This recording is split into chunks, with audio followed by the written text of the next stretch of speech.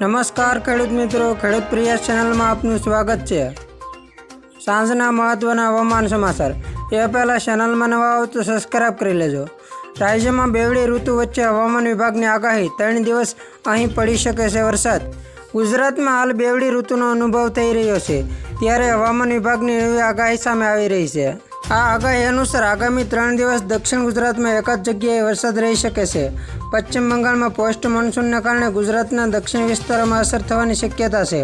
વાતાવરણમાં ભેજ રહેવાને કારણે હાલ બપોરે ગરમી અને રાત્રે ઠંડીનો અનુભવ થઈ રહ્યો છે। રાતના સમયે 20 થી 24 ડિગ્રી તાપમાન, જ્યારે દિવસમાં 35 ડિગ્રી તાપમાન રહેશે। જ્યારે ઠંડીની વાત કરીએ તો ડિસેમ્બર સુધીમાં રાબતા મુજબ શિયાળાની શરૂઆત થઈ છે। હવામાન વિભાગની આગાહી પ્રમાણે આજે સવારથી જ દક્ષિણ ગુજરાતના કેટલાક વિસ્તારોમાં વાતાવરણમાં પલટો આવ્યો છે અને વાદળછાયું વાતાવરણ જોવા મળી રહ્યું છે।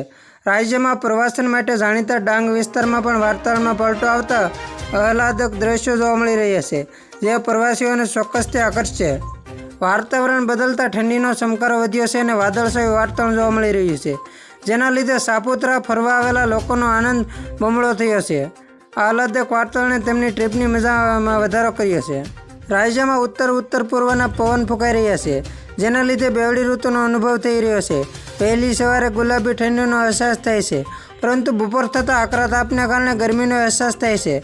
જો દિવસ દરમિયાન સૂકા પવન ફૂંકાતા હોય તેવું લાગી રહ્યું છે અને સૂકા પવનની અસર સ્કિન પર થઈ રહી છે। છેલ્લા 2-3 દિવસથી વહેલી સવારે રાતે ઠંડીનો અનુભવ થાય છે। હવે ઠંડી માટે પણ તૈયાર થઈ જજો। નવેમ્બરની શરૂઆત ઠંડીની શરૂઆત થઈ જવાનું હવામાન નિષ્ણાતનું અનુમાન છે। હવામાન વિભાગનું અનુમાન છે કે ગુજરાતના મોટાભાગના વિસ્તારોમાં વાતાવરણ સૂકું રહેશે। ઉત્તર પૂર્વના પવન ફૂંકાતા જ મહત્તમ તાપમાનમાં 2 થી 3 ડિગ્રીનો વધારો થશે, પરંતુ લઘુત્તમ તાપમાન 2 થી 3 ડિગ્રી ઘટી જશે, જેના કારણે વહેલી સવારે ગુલાબી ઠંડીનો અહેસાસ થશે અને બપોરે ગરમીનો અહેસાસ થશે। ખેડૂત મિત્રો, ફરી વખત મળીશું નવી અપડેટ સાથે। ત્યાં સુધી જોતા રહો ખેડૂત પ્રયાસ।